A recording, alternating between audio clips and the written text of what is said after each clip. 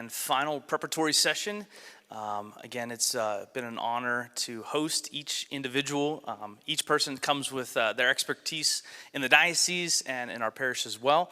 And tonight we will, just a reminder, since you have the presentation up here, we did remove the Eucharist. I always let everybody know that to another tabernacle, so for tonight's presentation. But this is the final presentation. We will kind of be semi-interactive, so if you're watching at home or this is recorded on the website, just feel free to participate at home, I guess. And also, we, again, want you to participate in the Synod sessions. We have 2 consultation sessions coming up, and so we'll explain that at the end. But make sure that you register online at mountcarmelpgh.org/synod. Or go just to the main website. There's a main button there. And if you do not have access to the internet, you can feel free to call the parish and we will register you as well. And for those who do register, make sure that you download the materials, all the questions, the 3 questions, and the 10 main topics, so that you come prepared with your answers ready to go.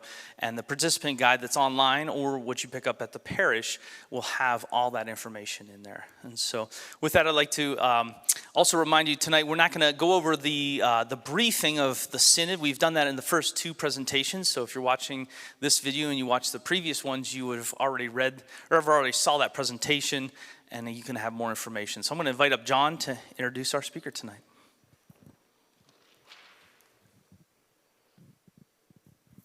Thanks, Father. Familiar faces. Thanks for coming out again tonight. Really appreciate it. So because I'm not doing the orientation, I'm just here to introduce our speaker, Lois Campbell. Many of you may know Lois. She's worked with St. Athanasius for many years. She also has done some work for the staff at the grouping before the merger. I've known Lois since she moved to Pittsburgh in 1994, and I'm going to repeat myself what I said for Dr. Crossan.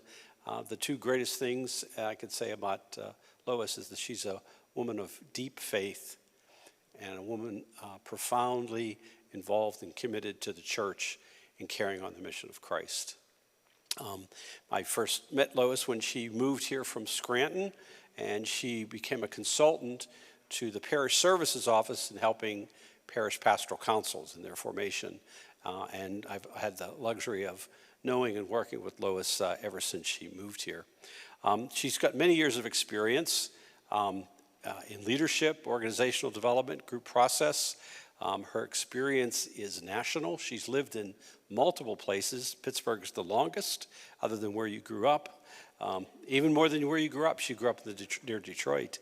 But yeah, she's lived in many places. She's currently a member of St. Mary Magdalene Parish, which is the merger of St. Bede and Point Breeze, St. James and Wilkinsburg, and then St. Charles Lawanga, which itself was a merger in the East End of Homewood, Brushton, Lincoln, Leamington area.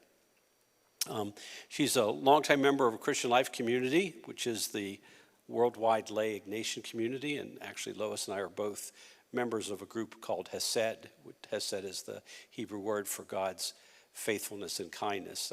And we've been involved in that for going on 18 years now, that we've shared that community life. In her professional career, she's been a community organizer. Most recently, she was the director of PIN, which is the Pennsylvania Interfaith Impact Network. She's also an independent consultant working with corporations, nonprofits, and obviously churches. She's been an adjunct faculty member in Carlow University in their professional leadership program. One of Lois's deepest interests is working with individuals and groups to increase self-awareness and to increase capacity for successful conversations. And one of the things that Dr. Crossan said about feminist thinking in the church is that feminist thinking is both and, not either or. And the last thing I would say about Lois is that she is an expert at both and. Her practical ability in working with groups, which I've had the benefit of being a part of and observing, is how she's able to bring together what seems like disparate, maybe even conflicting ideas into a new whole that allows the group to move forward in a successful and fruitful way. So please join me in welcoming Lois Campbell.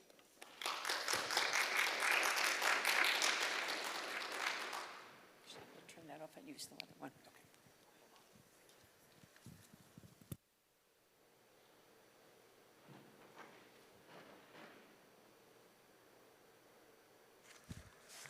So thank you, John, and thank you, Father. Looking forward to this conversation tonight. I'm hoping I'll be doing some presenting, but I also, if you have questions, there'll be some times when we'll actually stop for questions. But if something just isn't clear, feel free to raise a hand, and I'm happy to take a minute and look at it further. So we're looking at respectful conversations.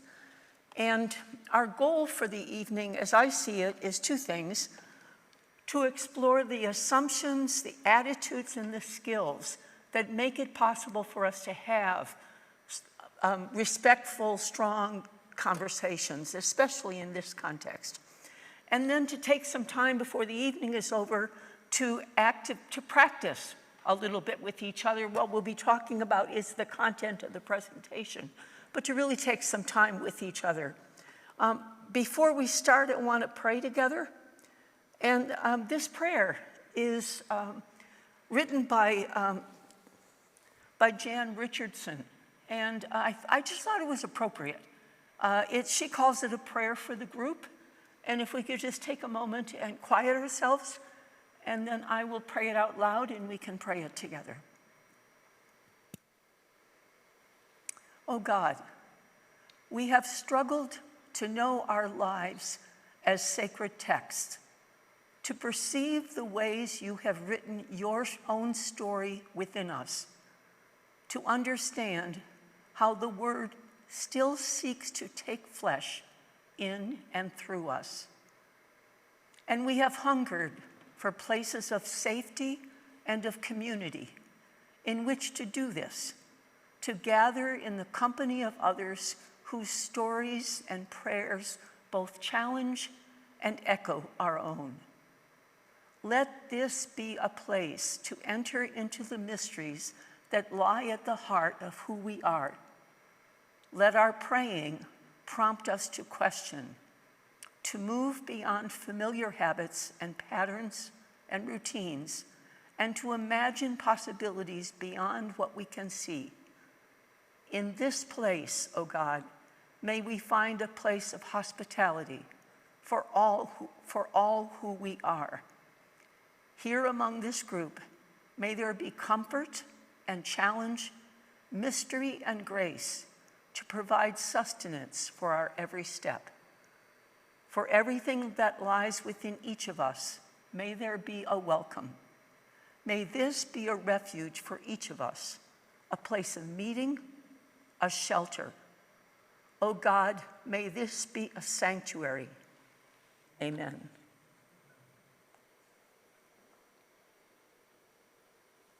So let's back just for a moment, put ourselves in the context of the 3 sessions. So where we are now, you had a session several weeks ago with Maureen Crossan, where she talked about the pilgrim people of God journeying together, and she used the story of Emmaus. She used the reality of how Christ calls us to be with each other, to walk with each other, to travel with each other as church. And then last week, John Flaherty worked with the group, and I say us because I watched it online, worked with the group to really explore how does that happen? Looking at God's love for us, God's constant care and attention in our lives, and the need for us to develop our own relationship with God. That little clip from Fiddler on the Roof. Tevia's just down-to-earth, honest, open, just very compassionate and willing to be a little pissy with him. Just that sense of pushing on God, saying, what is this about? Help me understand what's going on in my life. So that's the relationship that we're invited to. So today, we're going to look at how do we bring that self that's invited to be church into conversation with each other. How do we become synodal? What are the attitudes? What are the assumptions we have to have? And what are the skills that get us there? I want to start by looking very briefly at those two words, dialogue and discussion.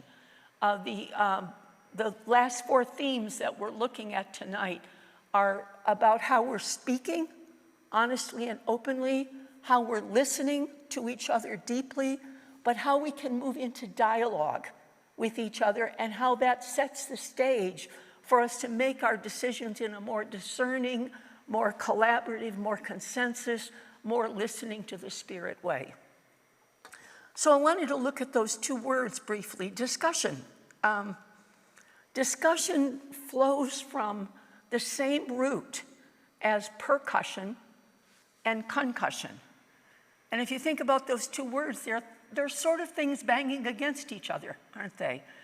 And that at its worst. Now, discussions can be really good, but at its worst, that's what happens in. I had a thing on the screen here. I wanted to make sure it wasn't on that screen. That's what happens when we are in discussion, or can happen.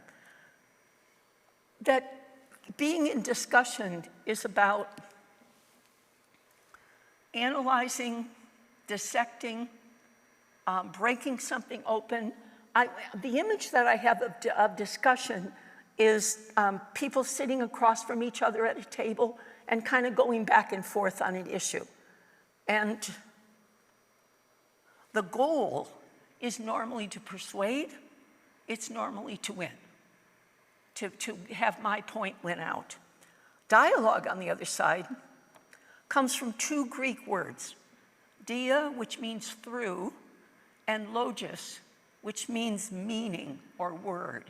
And so dialogue is meaning flowing through something. The image I have of dialogue is people sitting in a circle, and the topic that we're talking about is in the center of the circle.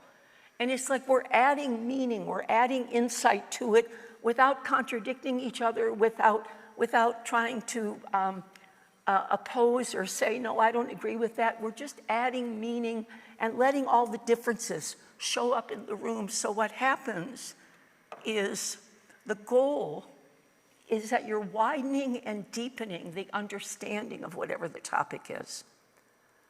And we can only do that if we suspend assumptions. And what I mean by that is if we go in really open to hearing stuff about the topic that we may not agree with or we may never have thought of, letting go of our own judgments and assumptions and letting that subject, in our case with the Synod, the subject of our experience of church, letting that getting widened and broadened.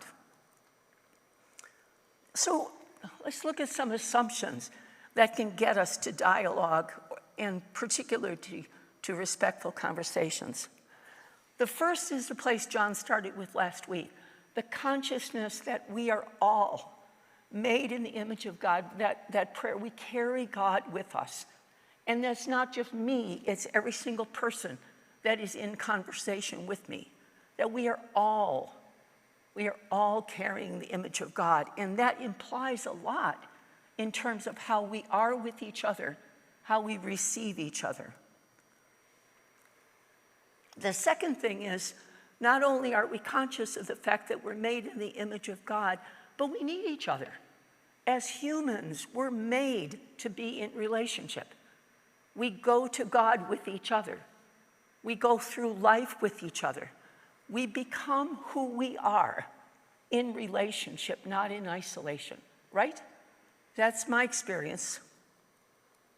And the third thing is that whenever a group of people get together, there is wisdom in the room. But no one person carries all the wisdom. The wisdom the group needs is in the room. Everybody has a piece of the wisdom. Not everybody has the same piece, and nobody has it all. So if I go into a conversation, I've got to stay conscious of the fact that I don't know all there is to know, my sense of church or my sense of anything is not full.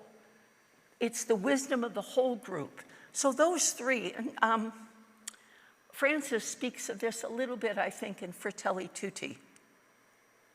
He says each of us can learn something from the others. No one is useless. No one is expendable. So consciousness of how we need each other as we go into conversation. This is a quote that speaks to that I really love. It's from John Philip Newell. And let me just read it for you. He says, "Do we know that within each of us is the unspeakably beautiful beat of the sacred? And do we know that we can honor that sacredness in one another and in everything that has being? And do we know that this combination, growing in awareness that we are bearers of presence, along with a faithful commitment to honor that presence in one another and in the earth, holds the key to transformation in our world?"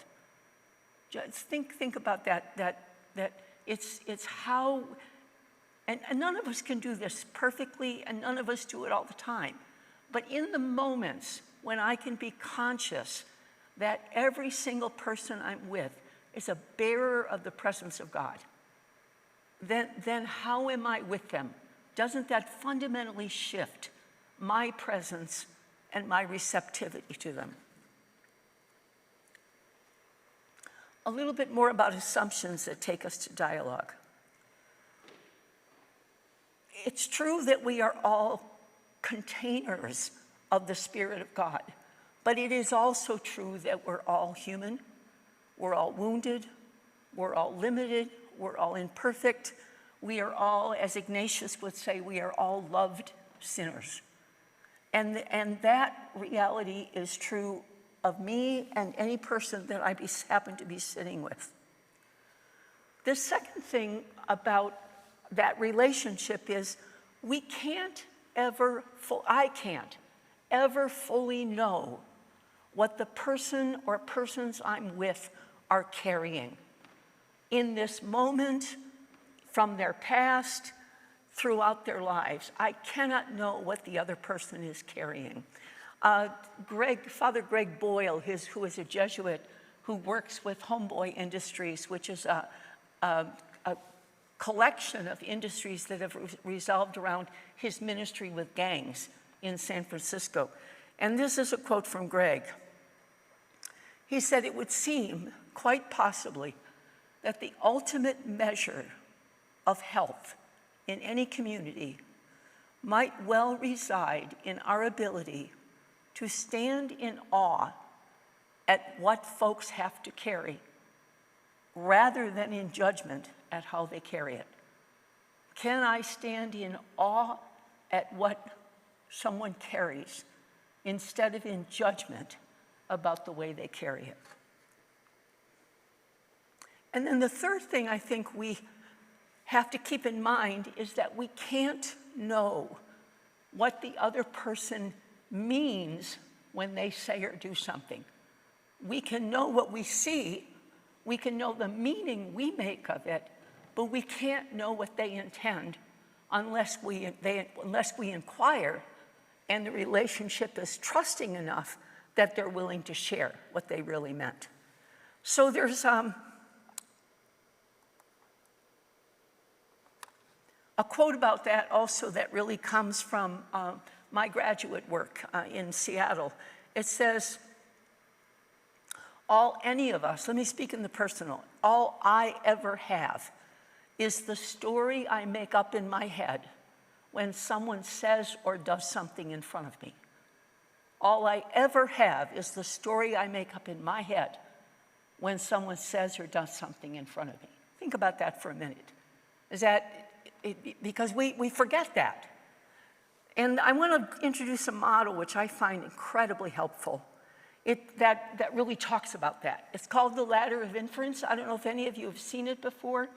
I got introduced to it out of the work of Peter Senge, who wrote a book about, 20 years ago now. It's sad to think that it was that long ago, that I've been reading it that long. It's called The Fifth Discipline, and the work of this Ladder of Inference is a man by the name of Chris Argyris, who is a behavioral scientist. This is the image of the Ladder of Inference, and it's really the story of what we do in our heads, how we in our heads move from seeing something or hearing something to making a judgment about it and then acting, and almost always completely unconscious. So, this image is a little easier to work with. So at the bottom of this ladder is what's observable. If we had cameras in the four corners of this room instead of just one, and we went back and played it, we'd be able to see what is there to be seen and hear what is there to be heard. So it's what a videotape would pick up, or a recorder. But each of us selects what we notice. We don't all see everything that's there to be seen, right? I might notice something that you don't notice when we're sitting in the same room. We each select what we notice. And then we add meaning to that. We decide what that gesture, let's say two people, maybe somebody looks down at their phone while I'm talking, and I notice it.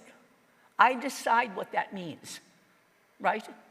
And after I've decided what it means, positively or negatively, that comes out of my cultural, my personal experience, come out of who I am. And then I make assumptions based on that about the person. Maybe I decide that they're rude. Maybe I decide that they're really worried about something. Maybe I'm worried that something happened in their family. Unfortunately, I'm more likely to draw the negative conclusion. I have to be careful of that. But I decide what it means. I make assumptions and then I make assumptions based on the meaning I added. So those assumptions they're from the meaning I made. And I draw conclusions based on that. And then I adopt beliefs about the person, about the situation. Maybe it was something that happened in church. I make assumptions about church. I make assumptions about a race of people. I make assumptions about a country. I draw conclusions and then adopt beliefs based on the meaning, the way I climbed up that ladder.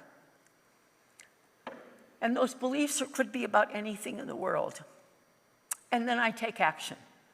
And more often than not, I find myself taking action. Where this happens to me most, not so much anymore, but I'd say 20 years ago, somebody would whip past me in the car, and I go up that ladder so fast and find myself furious with the person, and no thought, just this unconscious move up the ladder, deciding that the person did it on purpose, deciding that they were just being mean, or whatever it is. I had this conversation once with my spiritual director, and she said, when that happens to me, I assume maybe they're on the way to the hospital, maybe they're in trouble, so I pray for them.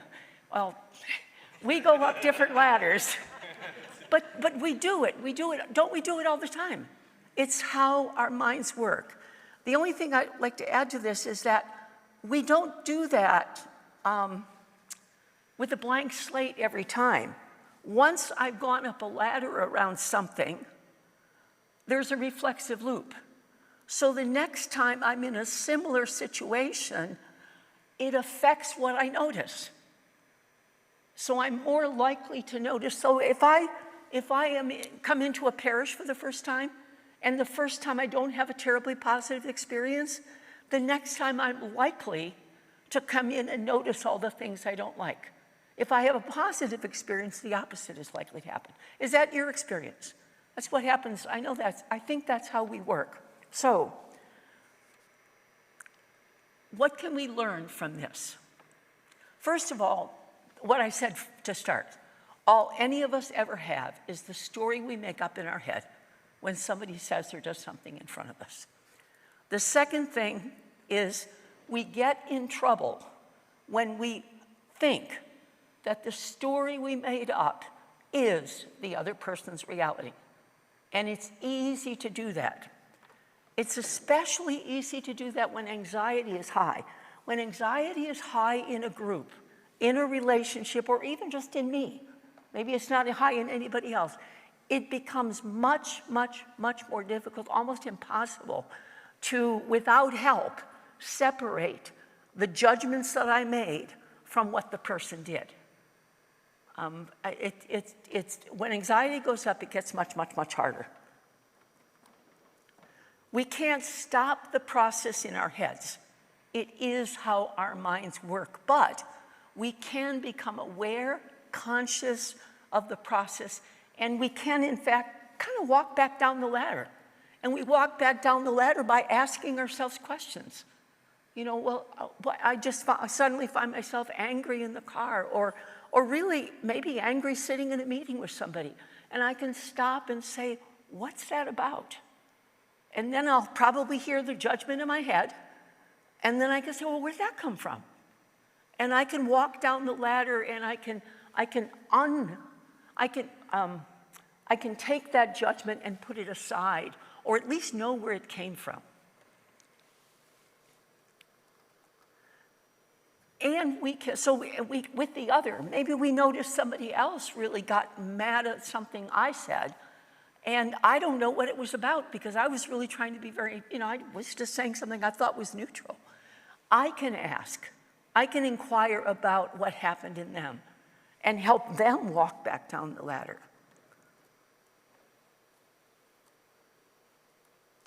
So share my own thinking process and ask questions. And then the final thing is obvious. We all go up our own ladder. And so if I'm in a group of 8 people, that's why conversation is challenging, because we're all making meaning from what's being said out of our own, and especially if we've got a lot of different cultural diversity in the room, we're making very different meaning from watching the same thing. So we have to inquire. We have to listen deeply, and we have to inquire. Before I move to something else, I want to spend a few minutes. What questions do you have about that? What meaning, what sense does it make? Is that your experience? Comments or questions? I think it makes a lot of sense. I think it brings to light in a very visual way with the pictures of the ladder, the things that do go on in our heads as we're listening to people.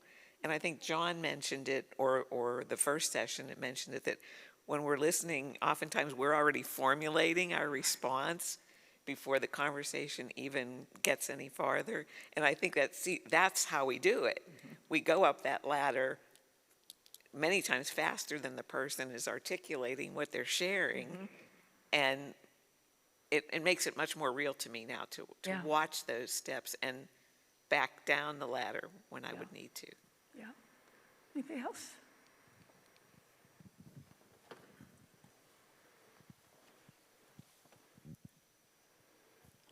When I was younger, people would talk about perception is reality, and I didn't really understand that till I got older, because everybody's perception isn't your reality, it's somebody else's. So I think a lot of times that's what I try to tell people, that it's the perception that somebody is dealing with, because you don't know how they're feeling. You don't know what they're thinking. Yeah, I think that's Peggy, right? The perception is another language for what happens here. It's differing perceptions because of what we do with the information when something happens. I find it too that it's really difficult to be patient. I think that now that we are thinking about this ladder, we can pause at different levels of the ladder and kind of say, okay, just because that person wasn't reliable last week doesn't mean they're sincere and going to try to be reliable this week. Yeah. Or whatever is in our particular situation. Yeah. John talked about the awareness exam and the looking back. This would be a wonderful tool if you had a negative experience with somebody when you're reflecting back on it, use that to say, okay, so what was going on in me? And what judgments did I make? And what might have been going on in them? Anything else? Okay. So, looking briefly at attitudes that support respectful, this really flows from the Ladder of Inference, suspending judgment. And what I mean by that is not that I don't make judgments.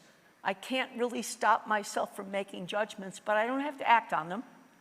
And I can look at them, kind of hold them in front of me, suspend them in front of me and say, wait a minute, where did that come from? And maybe say, no, I don't buy that. I'm not going to go there. Active listening is the second attitude. Going into a conversation without any need to defend or persuade. Can I just go in and listen to you? Listen deeply to what you're saying. Try to understand the ladder you're going up. In part is what you're doing there. And check for understanding, inquire. I think I am learning more and more as I get older how fascinating people are and how easy it is to simply not see them because I don't take the time. I'm so focused on the next task. I'm focused on the next thing I want to say that I don't really listen to the story. People have amazing stories in their lives. And how often do we really just take the time to listen to them without judgment, listen to them just with deep respect? And clarify if I don't understand, check for understanding. And the attitude of openness and curiosity. I am learning more and more as I get older to just be curious. People like to talk about themselves. And if I ask questions, if I really, just to understand who they are. And how often in our crazy world, we don't often get a chance to just be with another person.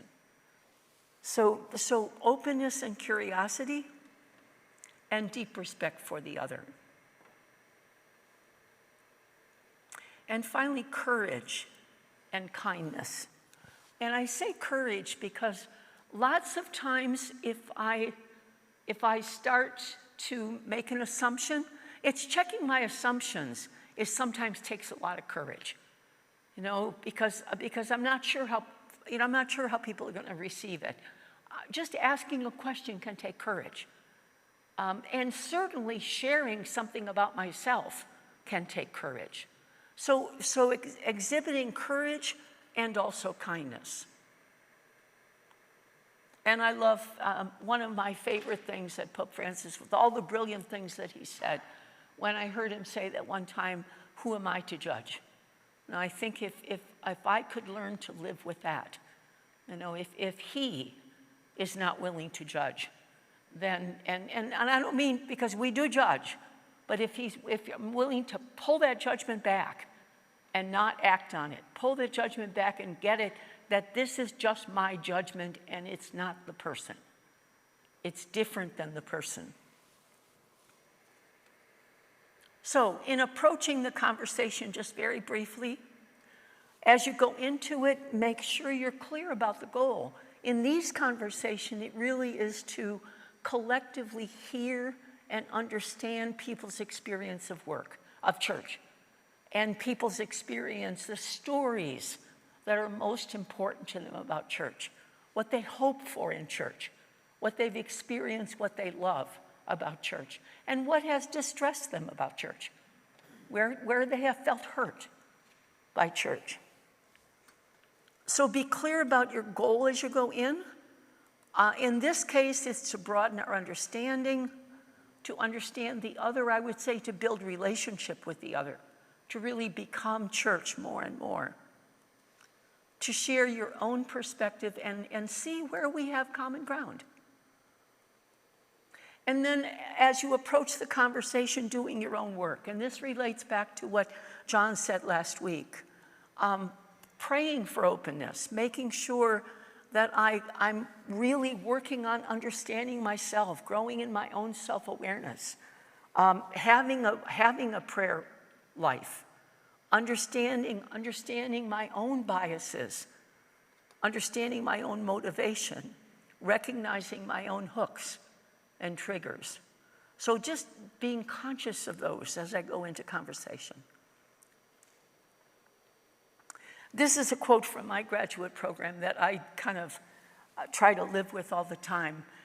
And basically what it would say is the greatest asset and the greatest liability for me or anybody who works with people is myself.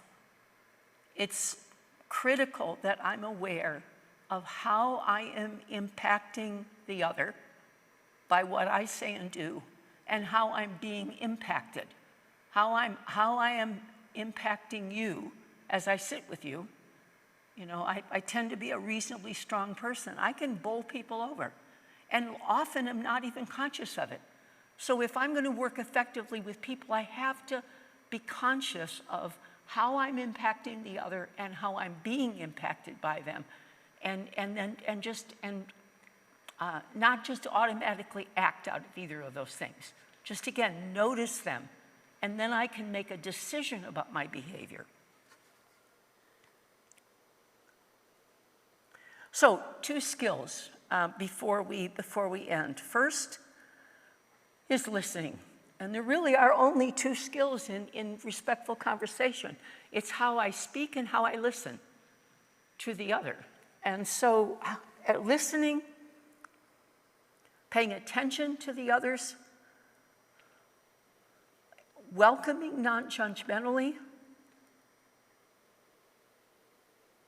assuming, this is I think really maybe the most important one. God is speaking with us all the time, right? God is always present in our lives and always nudging us toward more holiness, more loving, more peaceful, more gentle, being the best person, being the person God made us to be. God is always nudging us toward that. And why wouldn't what somebody else says be part of that? So if I'm not listening to them, I'm missing the opportunity perhaps to hear something that is going to help me grow. So listening with the expectation that God might be trying to say something to me through this conversation. Allowing myself, therefore, to be affected by the other. And, you know, we kind of think about listening. We say, well, we listen all the time, but I don't think we do very well most of the time. I catch myself all the time running a story in my head and then having to come back to the conversation, or taking something someone said and kind of spinning off from it and stopping listening. So really attending to listening in a group, or one-on-one is hard enough. In a group is really challenging. It's hard work. It's demanding work, but it's so rewarding. It's a gift when I do that. So, but really attentively, consciously listening.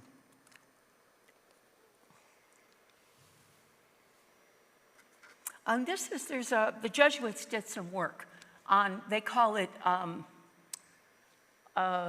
spiritual conversation, which is not, it's very similar to what we're talking about, but conversation that isn't spiritual because we're talking about holy things is spiritual because we're listening to people in that way, and we're speaking out of a real deep awareness of who we are.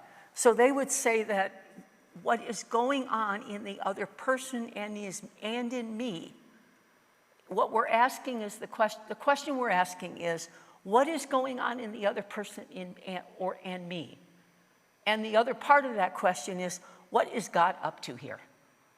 You know, what is God trying to do in this moment, in this parish, in this group that's meeting right now?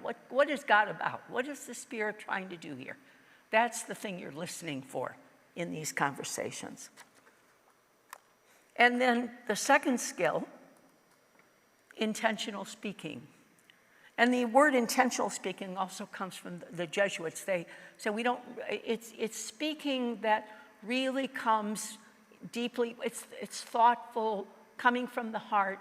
It means that I've sat ahead of time. I think with this, you're going to have sit down and think about the questions. So you come in having some sense of the story you want to tell. So it's that kind of intentional speaking. So it's based on listening first into yourself and what the Spirit might be inviting. It assumes self-awareness. It's speaking from experience, not just thoughts or ideas or opinions. Speaking from personal experience, it takes responsibility. So it's using I statements, taking responsibility for what I'm saying. It's a gift to the other. And from the Communal Apostolic Discernment Toolkit, how's that for a name? The goal of intentional speaking is the sincere expression of oneself, of one's experience, of one's feelings and thoughts. Just that simple. So I'm going to just a real quick couple words, and then I'm going to move us into some questions and then some conversation. So I think it's very simple. It's as I'm in conversation, can I attend to myself with all that means about really paying attention to what's going on in me, paying attention to climbing up the ladder and maybe withholding that action, which is probably a word or a look on my face. So can I attend to myself? Can I attend to the other by the way I listen to the other? And then can we stay conscious that the goal is understanding, the goal is relationship, the goal is hearing stories, just really knowing each other and knowing each other's experience. That the goal isn't to solve something at this point. The goal is simply to know each other and to hear each other's stories. So that's really what I wanted to say. Let me take a couple more minutes if there's any comments or questions, and then I'm going to have us move into some conversation with each other about the presentation. So and there don't need to be, but if someone has a question or something you'd like to explore further.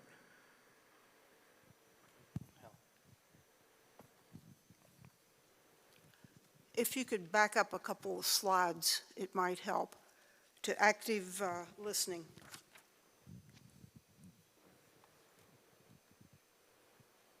Okay. On your list, it says active listening is a gift.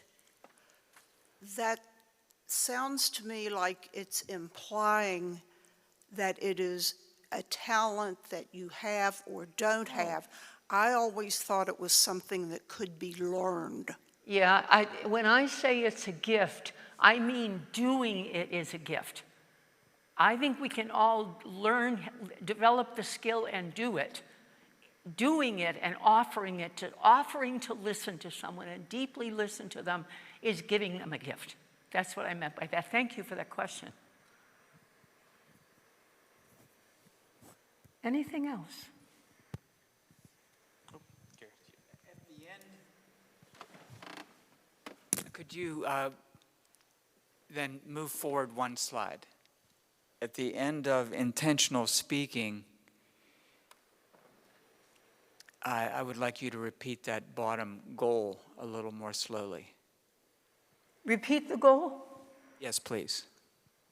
It's sincere expression of myself, of my experience, of my feelings, of my thoughts. That's why it often shows up as storytelling, because the way we name our experience most, both creatively and insightfully, is by telling a story, you know?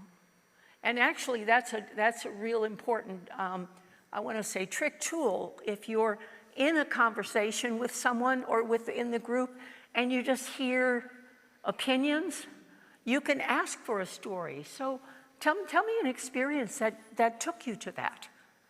And then you hear the story, which is so much more rich and valuable. Anything else? Okay. So, okay, what I'd like to do then is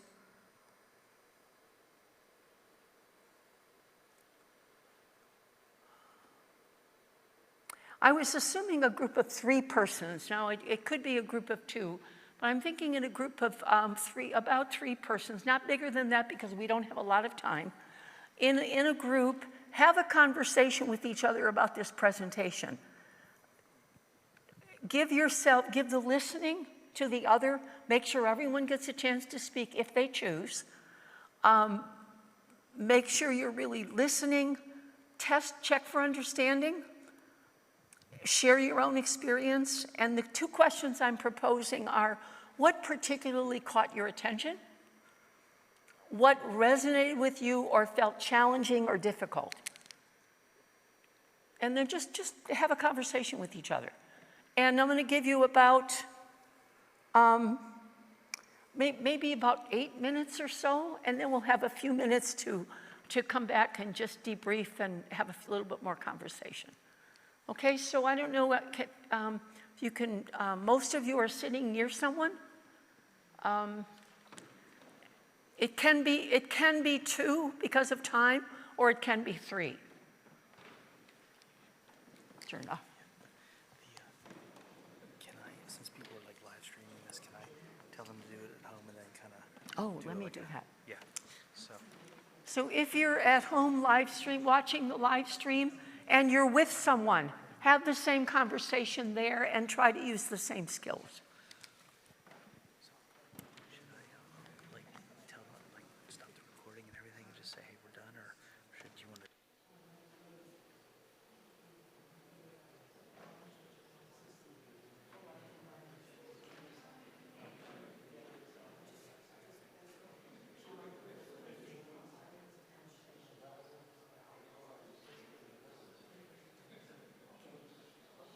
All right. So real quick, before you begin these conversations, for those who are watching live streaming or for those who are watching this recorded, we're going to end the presentation for tonight. Again, if somebody's at home with you, go ahead and have that conversation and finish when you're done. And we're going to end the recording. So again, on behalf of Father John, Lois, thank you so much for coming out tonight. And for those who are watching this, again, make sure you register online for our actual consultation sessions on the Thursdays, last week of March, first week of April. And again, that's online or call the parish. So again, thank you so much, and we'll see you for those consultation sessions.